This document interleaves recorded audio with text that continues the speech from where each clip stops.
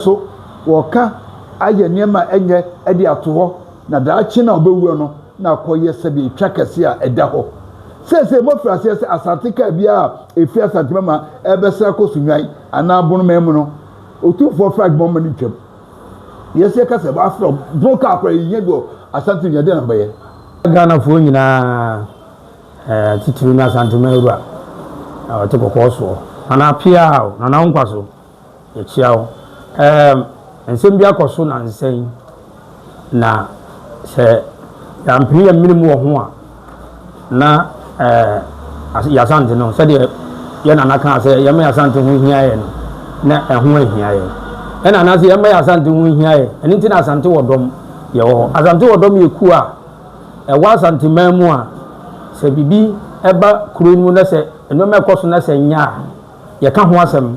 de ye nso so a ebebo ama oman no ana kuro na tumpon no eno so ye ka ho asem enti asante wodom ye members na hu yi wo hu ye organizer wa ha hu ye chairman wa ha founder ye bibia hu ye nyina wa ha president Dr. Seth na menzo me ka say ye nyina wa ha na asem titrinti a enne ye ne sankrefo ne Ghana fo nyina di nkombo ene se ensem bia koso a fa ye nana otekokoso for ne visit to police headquarters no and ho nsem na ye bese kakakra enya atenidie asomdwem nana do ma hene emze ne yira finioma bebre na ye bese ye twena adwene si bibi so se de be ya onko gina baabi na onsan kekansa nsem na okan ni biu ya ma se ye ba bedi atem dabi na emom ye ba se ye ba ba address de okan ye no se de be ya kola bi ti baabi a obehu asante ankasa se de asante ankasa tie otumfo osetutu abebio eya asante hene doma hene woye doma nko ahene wonye bono hene se otumfo etutu ni nan eko IGP ho a se okwa professor nyuma ekoso a ne kwa so a no na empo enka wase bo IGP mom na ketutu ni na ba otumfo na se wonu atrase ehun se oman no se 77 emperor za panyisi se panyiti fi na so oman mu a ono so timbi na se waso otutu ni na so wokoho na se na nado ma hene kan ho asema ye atwetwe so kakra ntina ene ya frɛ sankrefo nhia mu no ye kama do ma hene so ate se otumfo ye otumfo so watwene mu tan ne betre ya pontifa ne wototo otumfo da empo kra no empo sabi o bantima hene ne ye fransa mampo hene nom ne saa hemfo no pontifa ne wototo mu na nkampezo otumfo so onim asante history anazo onim Ghana abakosamo a tama mo Ghana ne beba no na otumfo asante no na ye de ho muntie ne ye pa tama mo Ghana no beba no na asante de ne ho mpanimfo bi na tena ase na omukọ no mbohu se no asante ya asante man na mugo kosu no so wo ho na mo sere se yemfa mo ekwa be na mo fa so de mo free abrofo ne nsem ene ya saade a mo mo aye ne so ye ne ho efiri na omuhu se omukro na kaketekete enti de beba ne se wo se omu edom ho ebedom ya say if you can't beat them just join them na che se wo so mbe sere nim de free ye nana na wote so den no ho ampa omu baaye no ehye amoye ne se ka mo ma nana mo se nana de wo ye king wo ye hene e ka se king na eno no ejina ye otumfo ye king no mo se ka mo ba ye monarch system nanka ye nana abaye o hene ama ye nya prime minister ni nyina ama so nana onkasa onka bibia nana ya sumbie hene enti sembi base a obeti din obi anka ho bibia ba ase nana do ma hene pe hype a wodi asante de pe hype no nwa pa sa de we madwene ho amenti ase eti mon kama ye ka anasa mon ma obi a wotie bia ma do ma hene nte se before Ghana no na asante wo ho mo Ghana no na asante de ho dada asana mo Ghana na ye de eba eti sa ye de ye ho asante de ho ababom na sa asante ni nyina kabo ene mu nyina makabo na ba Ghana na se ye na na anya ye nya prime minister ma ye nya monarch system a na se ne president na wo so a adenti na president bia de dia konya obachia otumfo na do ma hena o machia wo adenti na wiase nyina se empompanifo ko pebosia enye memanum o eye president abetwam Lawrence kan bi Atamas kan bi yewura Mahama kan bi yewura Kufuor kan bi obi aka bi se wo ko pebosia na se eduru de din a e wo se wo fe otumfo eti adenti na yemfre na do ma hene na yefe otumfo na empo ade edwetwema so kra ne se ne ye na otumfo atutu ni nan e dia ko CID headquarters and say police headquarters na do ma hene yemfre obi ai ana also lobby ni yemfre obi se wo ye ohene wo na wo ye king ekuro yi mu a fre ne yemfre obi na me ka magana fo nyina so ate momma ye mudi ye wo otumfo se nka wo ye kuro bi so hene a ena nka kuro bi so a akede da no fom mum ye mudi ye wo momma ye mfa tribalism en say o man no because the equals no tribalism ye dey say o man no mum ye mudi ye wo momma ye mudi ye wo because otumfo enka se nka me say wo kuro bi so a enka ye nipa nyina be botwi na ke ye de da no fom nanso se mu de motemo ba bi na se mu de mu mfa ni die ene obuo emma ye nana ye ni ankasa ye de obuo ye se ye ma ya santu nyae ti ye de ni die ne obuo nyina ma ye wura eti de me kama etwato ama ye nana do ma hena ati ene se efri ene ekro ye sere no onyina no mfiri asantese mu se bibiba na so no free se opese oye bia onya bi na onyina no mfiri asantese mu na ye nka ya asantese mu so nde o free se sebi on fa buo ma opemso a ye ti ade buo ma opemso enti onyina no mfiri asantese mu na ye nto aso nye asantese mu no so nya ne do ma asem project okay ye ko ye next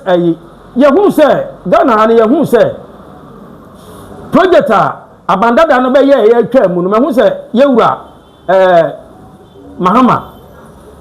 ye hu se wotoa so nana yewura ye hu se wotoa so won kai na emom kuma se de motwa yeja madawroma ye sra mu interchange na ho asem no swami interchanges na ho asem na ye ka no ye sra mu ada ye de Nyankopɔ di sra mu ye nkotodwogu fom ye sra mu mu ane ye nyanwie ikoma nyina ba bia ye fasika efiri pa ya asantemam ha Ghana ha nyina ba bia fasika firi ya asantemam na so hwe mpuntuo be na ekoso asantemam yesra yewura mama yese wo na wote so se omampanyin padawroma yesa de yesa yam kotodwogu fom yesra interchange ne de yesra manyiwa ni hinta ho kra na bua na interchange etimi enko na kronimu so enti kakra yesra mu a empanifo because ye hu development bia akokoko so aka yewura Kufuor ebe ye ya ene omoto atoaso sa kwan ye da amasaman sorry ye friends okuase nsawam road ye hu se omujato ho ba omko kan ye kakra bi na no omasase ye yesra mu yeso interchange ni so hu hia ye efutro kuyan wadawruma yesra mu mumwa na munya interchange maye na eno no so ema yeso ye na ye ti kronum ye hu ha ye kakra madawroma yesra mu a ye kotodwogu fom enti ene ye meeting press conference ye enoma miensa pa ena na nya de to so miensa mede ye de yensam ni nyina ba wie no de to so miensa no ye nya ntiye se abisim kasa efri Kumase eloduko bono no se omudu abisimu a omusi wa ebe hu se Ghana Asantema flag ebe hu bia de be ga jo se wai ansa na wa den watwam to first sticker anase otumfo sticker bia bo hu bia no de be ga jo se wai ansa na am watwam yesra mo se amoye de mo fret traba wo ana anase de na moye yesra mo Asante ni bruni eni ntokwa o etina makasa de nado ma hene uketi ade bia to wo na hwe yie anado mahene wo ye panyini sabi o sabi a sana wu ka to ho no hunu se dachi bia no e de asem beba o empanifo mo krom na mo ka bia wom ye se mo ne no do mahene nkasa sabi ye se panyin trafie ma se fiamfo na panyin so wo we nanka no se wo trafie ma enkra we nanka no ye ka nanka we fo ho so ka ho bi se panyini wo si krom mu a wo so timbio wo timbi yesramo mpanifo mo kasa ewom o mampanyin ne nkrofo yesramo mfra na do man na mo ne ntrase nini sama ho ka no edi ojamom na eba wo on se ebia ne se ye yati no yekoye nhwehwemu a ye de ye ehunu no yesramo so mo yesa de na ewa abisimu won munyai asante ne do man ni ntokwa asantefo ware do manfo sorry yes Oma ware domafo ware asantefo ye no nyina ya adwuma even ye kura ya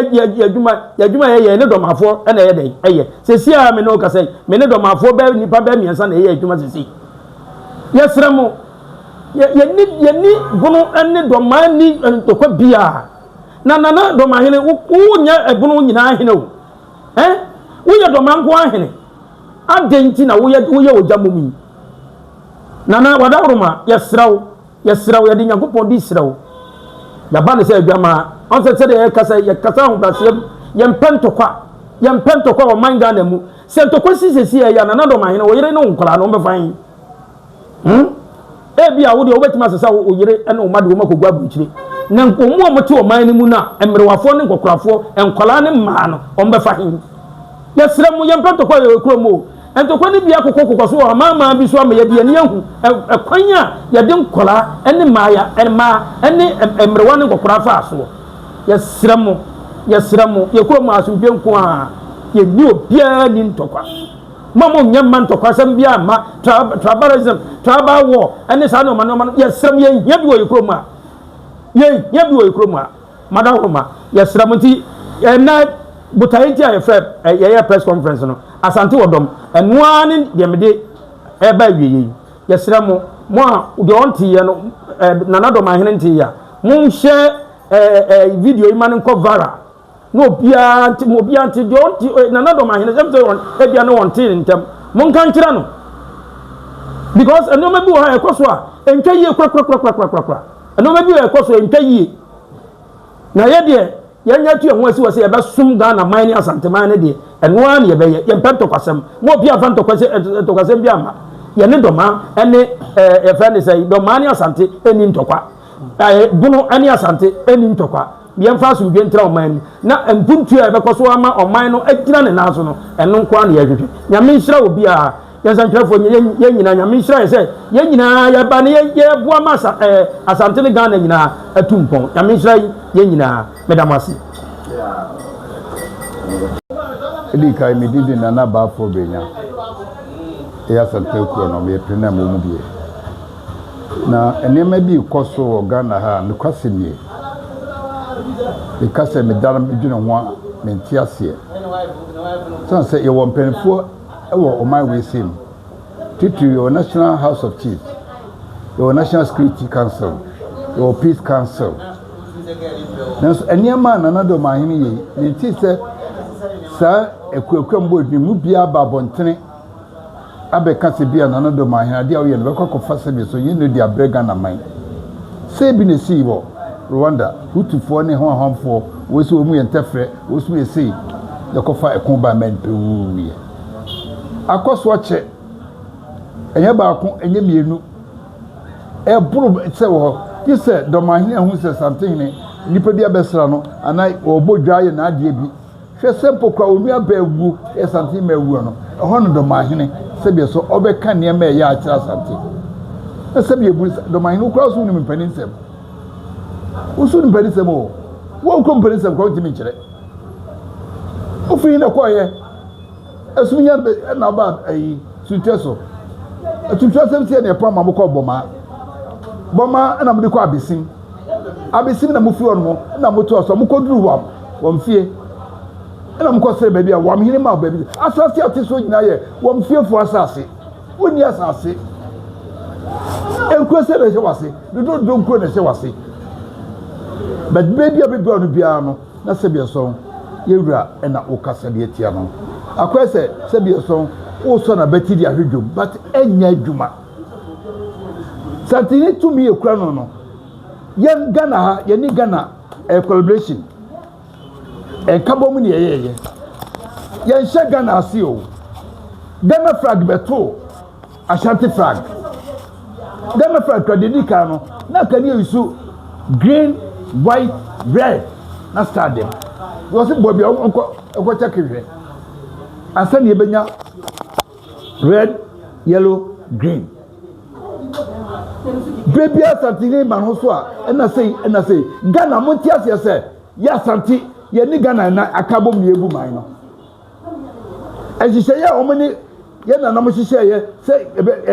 omba prime minister ni na ekin no omabuso ye se wo emran mu se enkratem se ye no mo tana du mrebi ni afen se asetan ye mpa ye betima tioti ne Ashanti region ye se ye tie ho na aban ni se abawunia no what eka ehun ade ni otan bebrebe no mese mi nua mo bronfo mrantie no de no do mahene ye no o twa se bia to a ni wu achi no na kofa kam kase abeto ye no montem sa be na ka onya se bia bakuma se aka opɛ ebia no mi ebia adwuma mi nua bi bebia mi adwuma na so ba no bodi se ofido ma pa me se mfa na adwuma ade na akosie do mahene o wari Santini o de o ye nyina achi won ka se o ja na yire no na so woka aye niema enye ede ato na daachi na obewu no na akoye sebi twakase a eda ho sese mo frase se asantika bia efi asantima ma ebesa ko sunwan ana abunu memu no otufo flag bomb ni twam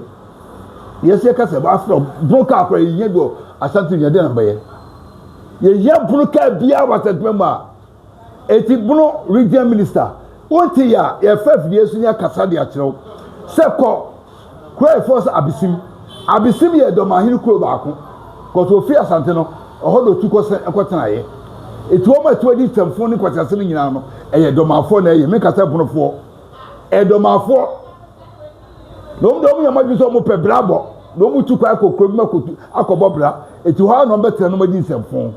se ba kasa choma ye hwe tebe bosum baako na ye ntia sem papa bi afi onu ma nya mie ni mnie mbadu bechem na ba yesi onu mo buruka bi no ma ba Santi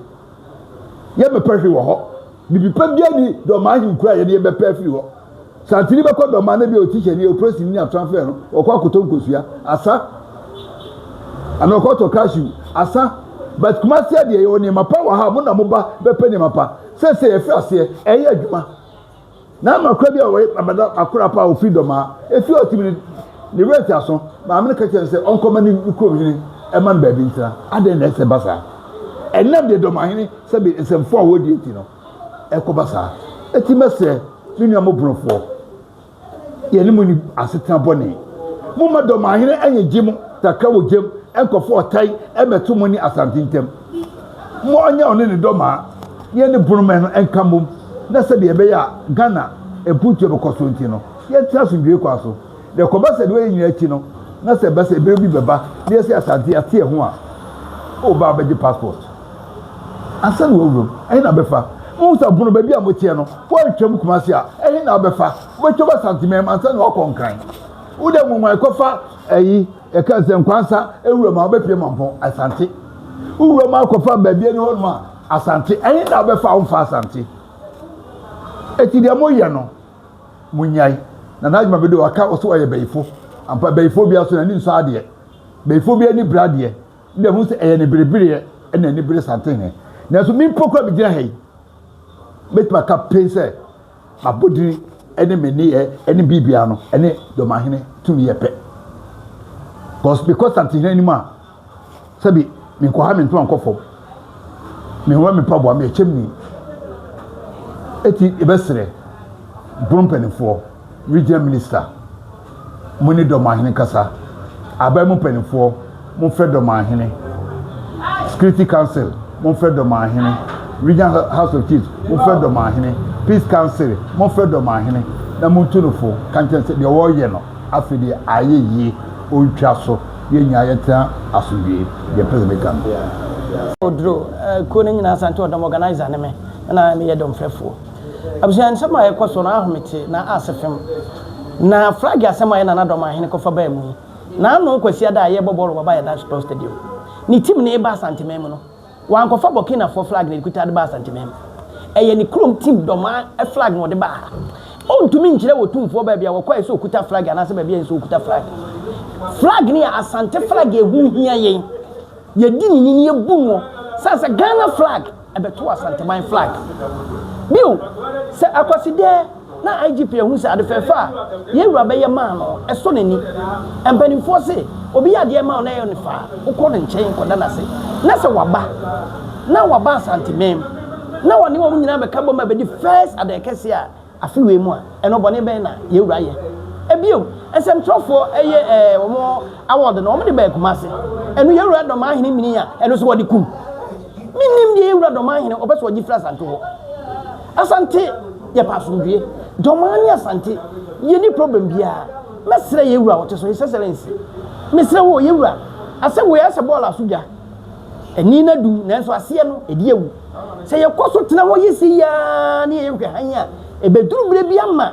wɔamhwɛ yɛ wɔ gyambom ɛna bɛba sɛ di abesi mo masate a wɔn mu yi sɛ okay asante flag bɔ ɔka ho a te asan wɔwuram na so bedu baabi ne yesu abobɔ pampim sɛ yesu yɛ nya amabunu ni bi ehuna asante man mu a na ɔman no ne kyekyere yɛ kɔ ne sɛ ti bɛsrɛ yɛwura ne mpanimfoɔ peace council national house of chiefs mpanimfoɔ a mo ka bi egom asɛm wɔ mu hwɛ na mo ntumu na nsi so yɛmpɛ asante ne bono ntɛm wɔtu me ba pɛ ne yɛ bono ni so ɛkɔba sɛ ntɔkɔ a me kɔgyina he